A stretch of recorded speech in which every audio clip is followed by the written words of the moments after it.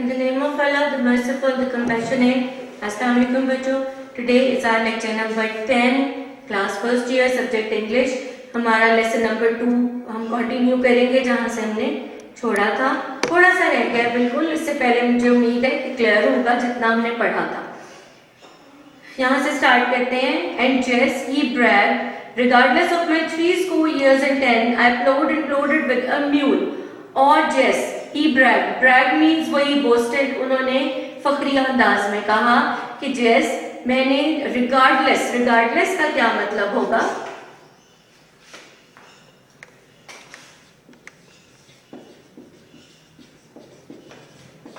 Irrespective of, in spite of, despite of, मतलब इसके बावजूद, रिगार्डलेस ऑफ, इससे कतई नजर, इसको एक साइड पर रखते हुए कि मेरी उम्र 70 साल की हो गई थी, मैंने इस पर हल चलाया और खच्चर से हल चलाया. I have just with a little help done all the work. बिल्कुल थोड़ी सी मदद के साथ मैंने ये सारा काम खुद किया. It's like the land your mother and I used to farm here when I brought my gun to the field and took home a mess of fox squirrels every evening.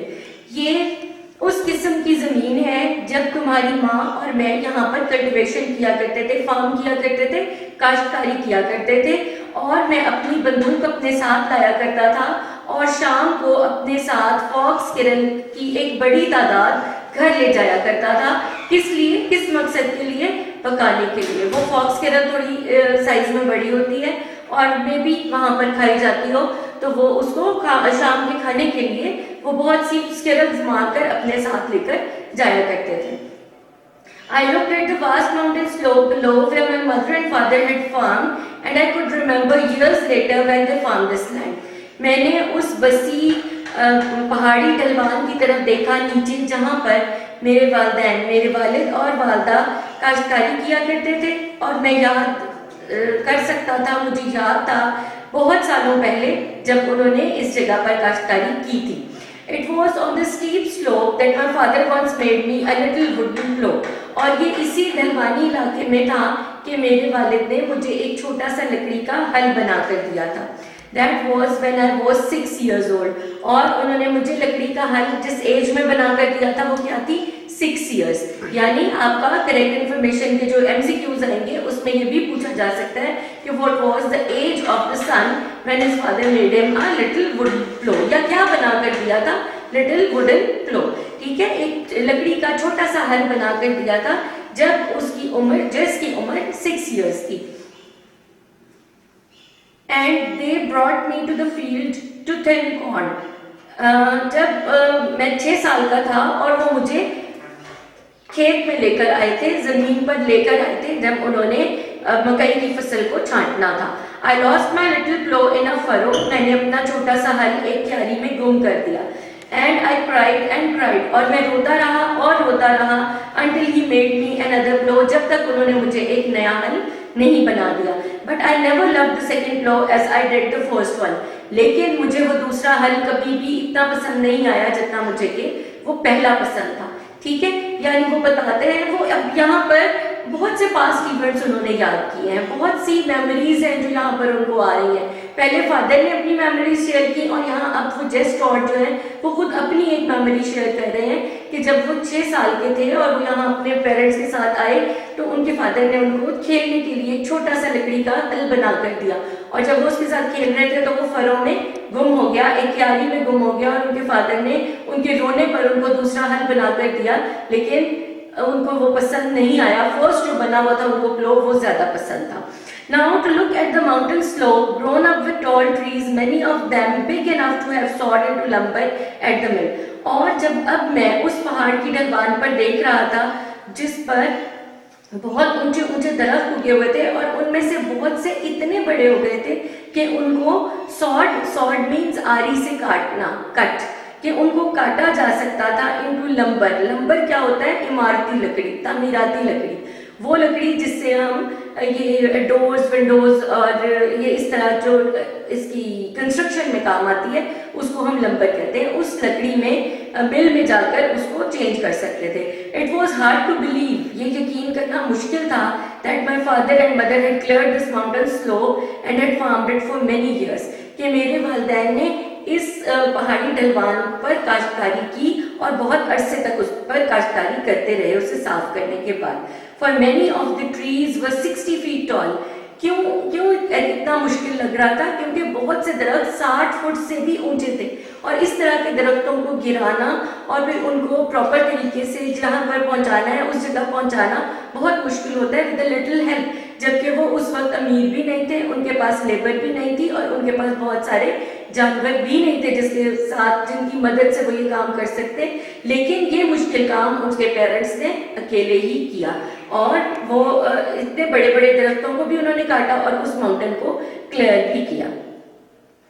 For many of the trees were 60 feet tall, 60 feet तक लंबे थे and the wild vines had matted their tops together, और जंगली बेलों ने ऊपर जाकर mat कर लिया था, वो उलझ गई थी, जंगली बेलें ऊपर तक जाकर उलझ गई थी, यानी इस कदर वो मेस था वहां पर, दरख्त भी थे और वाइल्ड वाइन्स भी थी जो वहां पर मैट हुई हुई थी।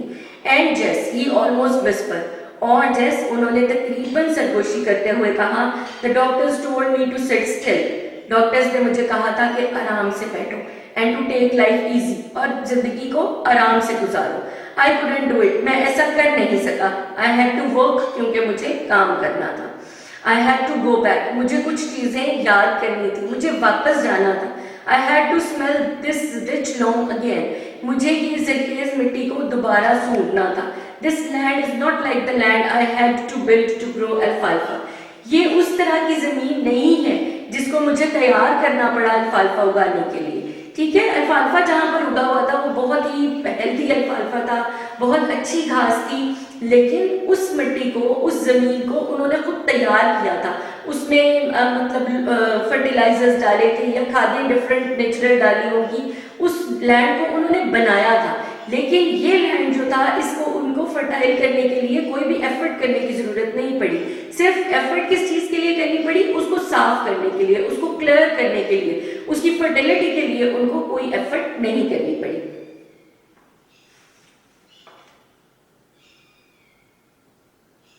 This land is not like the land I had to build to grow alfalfa. This is real land. ये हकीकी जमीन है। I had to come back and dig in it. मुझे वापस आना था और इसको खोदना था। I had to smell it. मुझे इसको सूंघना था। Sift it through my fingers again. Sift का क्या मतलब होता है? फिल्टर, छानना, स्ट्रेन भी आप कह सकते हैं। इसको अपने हाथों से गुजारना था, इसको अपने हाथों से छानना था। And I wanted to taste yams, tomatoes and potatoes grown in this land. और मैं इस जमीन पर उगे हुए आलू, कचालू और टमाटरों को चखना चाहता था। From this mountain top, I looked far in every direction over the rugged hill. My father and mother had cleared and farmed corn, maize and cane.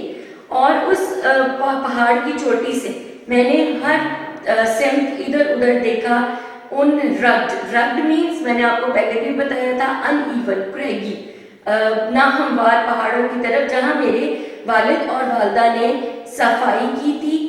और मकई और केन यहाँ पर दो तरीके से आ सकता है, यहाँ पर श्योर नहीं हो रहा कि केन वो किसको कह रहे हैं। केन बैम्बू को भी कहते हैं, बैम्बू स्टिक्स जो होती हैं, जो बांस होता है उसको भी उगाया जाता है, और शुगर केन भी हो सकता है। मतलब केन उन्होंने, आप गन्ना भी लिख सकते हैं और आप उसको केन, बैम्बू या बांस भी लिख सकते हैं। तो ये चीज़ें उन्होंने वहाँ पर उगाई थी। बांस से बेहतर है आई थिंक आप शुगर केन ही लिखें, क्योंकि बांस जहाँ पर उगता है वहाँ पर आना जाना बहुत मुश्किल हो जाता है, क्योंकि बांस जो है वो बहुत जल्दी से बढ़ता है, इतनी जल्दी के समटाइम्स वहाँ पे रहने वाले एनिमल्स जो है वो उसके दरमियान में से गुजर के बड़ा हो जाता है। मतलब बांस बहुत तेजी से उगता है। तो यहाँ पर हम शुगर केन लें तो ज़्यादा बेहतर होगा। The one slope they had not cleared was the one from which my father had cleared this last small patch. और एक ही ढलवान थी जो अभी तक उन्होंने साफ नहीं की थी, और ये वो पैच था, पीस ऑफ लैंड था, जमीन का टुकड़ा था जो अब मेरे वालिद ने साफ किया था और वहां पर काश्तकारी की थी। I followed him from his clearing in the sky down to a new path toward the deep valley below। और मैं उनके पीछे पीछे चलता हुआ उस ऊंचाई पर साफ की तय जमीन से नीचे एक नए रास्ते से गहरी वादी जो नीचे थी उसकी तरफ आने लगा। But why do you have so many paths coming from the flat up this steep second bluff? लेकिन आपने क्यों इतने सारे रास्ते बनाए जो इतनी सीधे से लेकर और सेकंड ब्लफ से लेकर नीचे तक आते हैं? मतलब मैंने आपको पहले भी बताया था जब हम पढ़ रहे थे कि उन्होंने बहुत से रास्ते बनाए थे। एक बिल्कुल स्टीप स्ट्रेट अप जाता था, कुछ बिल्कुल इस तरह थे, कुछ उससे थोड़े ऊपर, कुछ उससे थोड़े ऊपर, बहुत से रास्ते बने हुए थे। पहले भी जस ने अपने फादर से पूछा था कि आपने इतने सारे रास्ते क्यों बनाए थे, तो उन्होंने कहा मैं बाद में एक्सप्लेन करूंगा। फिर जस के माइंड में वही क्वेश्चन आया है और वो दोबारा अपने वालिद से पूछ रहे हैं कि आपने इतने सारे जो रास्ते क्यों बनाए। I asked since he had promised that he would explain this me to me later. और मैंने उनसे पूछा क्योंकि उन्होंने मुझसे वादा किया था कि वो बाद में मुझे ये सब बताएंगे। ओ यस ही सेड, हाँ हाँ उन्होंने कहा, अर्ली लास्ट स्प्रिंग, पिछली बहार की इब्तदा में, शुरू में, आगाज में। I couldn't climb straight up the steep path, मैं इतनी ढलवानी रास्ते पर सीधा ऊपर नहीं चढ़ सकता था। That was when the doctor didn't give me a week to live, और ये वो वक्त था जब डॉक्टर ने मुझे एक हफ्ता भी नहीं दिया था जीने के लिए। I made a longer easier path, मैंने एक लंबा और आसान रास्ता बनाया। So I wouldn't have to do much climbing, ताकि मुझे बहुत ज़्यादा चढ़ना ना पड़े। Then as I got better, फिर जब मैं बेहतर होने लगा, ही एक्सप्लेन, उन्होंने वजाहत की, आई मेड अनदर पाथ, तो मैंने एक और रास्ता बनाया। That was a little steeper, जो ज़रा थोड़ा सा अमूदी था। And I continue to get better, और मैं बेहतर होता गया, यानी मेरी तबीयत बेहतर होती गई, मेरी सेहत बेहतर होती गई। आई मेड स्टीपर पाथ, तो मैं अमूदी रास्ते बनाता चला गया। That was one way of knowing I was getting better all the time, और ये एक तरीका था ये जानने का कि मैं बेहतर होता जा रहा हूँ, मेरी सेहत बेहतर होती जा रही है। I followed him down the path that wound this way and that, मैं उनके पीछे पीछे उस रास्ते पर चलता गया जो कि इधर उधर से होता हुआ, बल खाता हुआ नीचे आ रहा था। 3 times the length of the path we had climbed, और ये रास्ता उस रास्ते से 3 गुना ज्यादा लंबा था जो हम चढ़कर आए थे।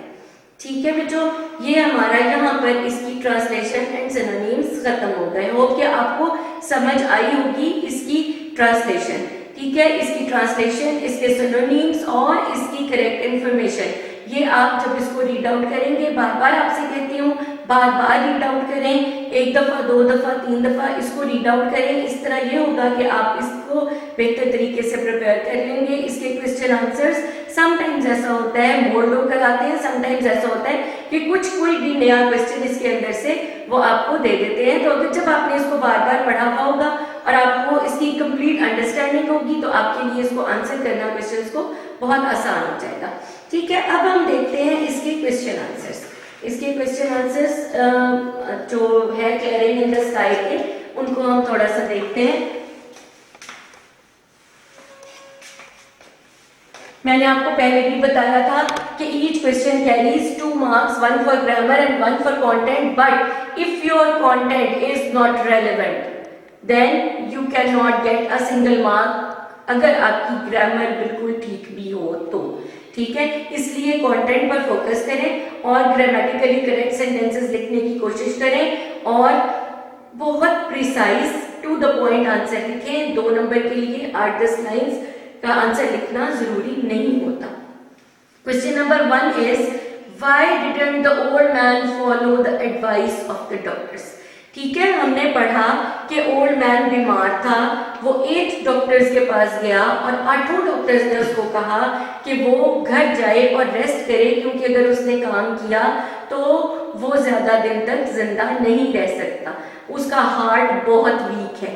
लेकिन ओल्ड मैन ने डॉक्टर्स की एडवाइस के अगेंस्ट काम किया और 40 इयर्स वो मुस्तकिल काम करता रहा। क्यों उसने ऐसा किया? आपसे क्वेश्चन उन्होंने यही पूछा है कि ओल्ड मैन ने डॉक्टर्स की एडवाइस को फॉलो क्यों नहीं किया, क्यों उसने अपने डॉक्टर्स के कहने के मुताबिक रेस्ट नहीं किया, क्यों वो काम करता रहा। तो हम उसको आंसर ऐसे लिखेंगे, the old man did not follow the advice of doctors because he wanted to work and he had a family of 5 children to raise।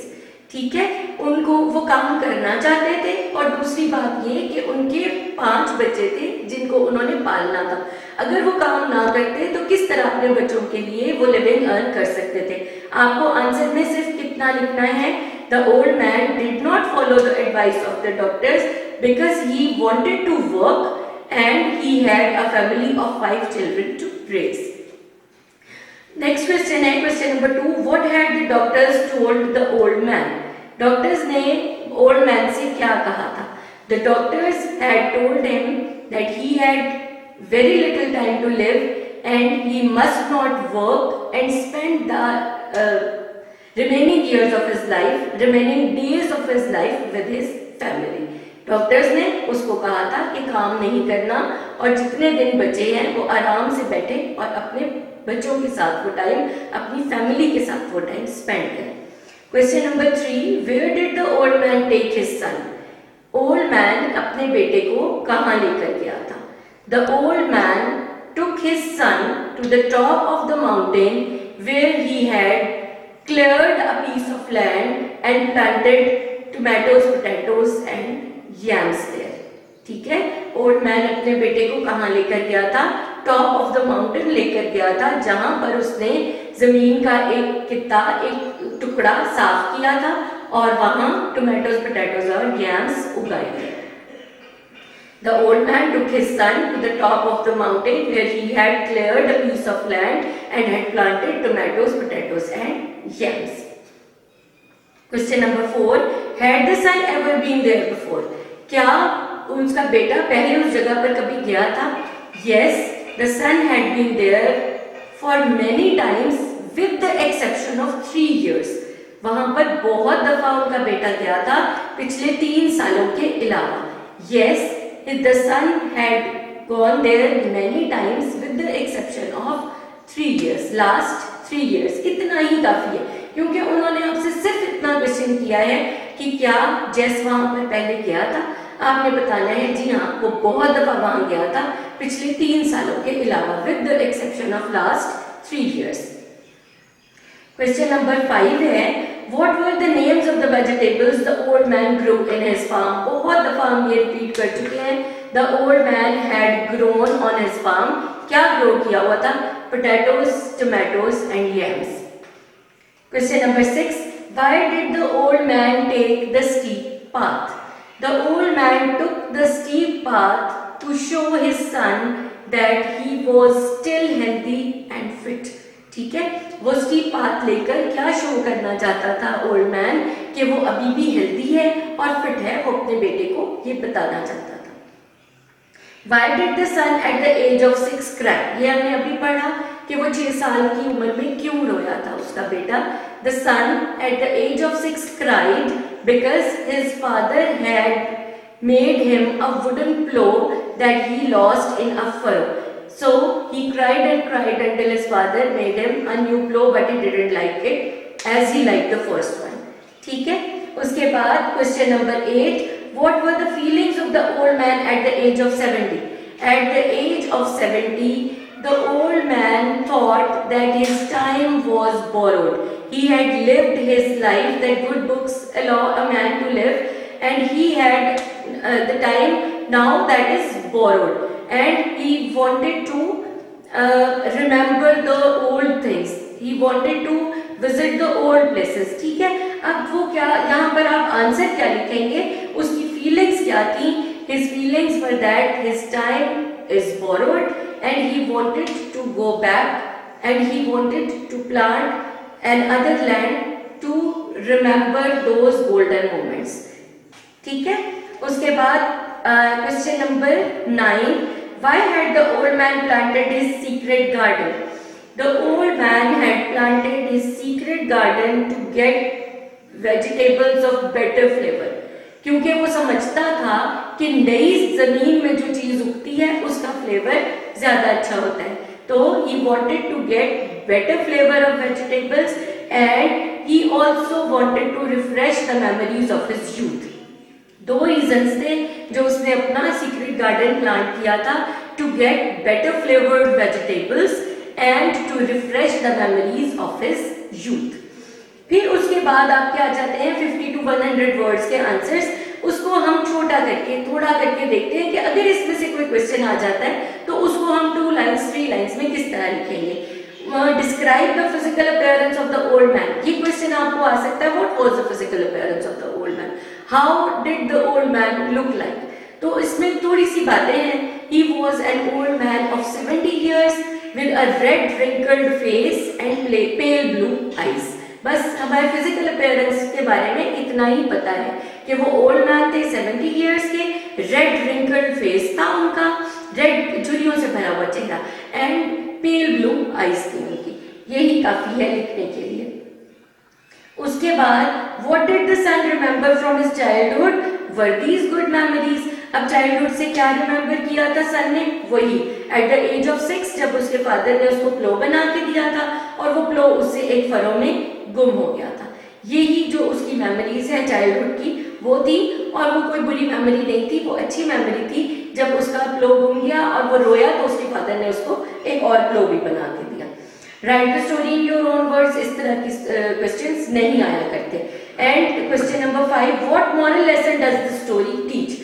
ये स्टोरी से आपको क्या मॉरल लेसन मिलता है। हमने पहले भी जब स्टार्ट किया था तब मैंने आपको बताया था कि every story that is included in your syllabus has something to tell you, has some moral lesson. हमने पहला जो पढ़ा था उसके मॉरल लेसन को भी देखा था। इसका मॉरल लेसन आप देखिए, वर्क इज वर्शिप। आप ये मॉरल लेसन लिख सकते हैं, वर्क इज वर्शिप। आप देखें कि वो काम करता रहा इबादत की तरह, वो अपना काम करता रहा और उसकी लाइफ जो थी अल्लाह ताला उसको वो जिंदगी मजीद देता गया अपने काम की वजह से। और आप इसको एक और भी मॉरल लिख सकते हैं, हार्ड वर्क इज की टू सक्सेस।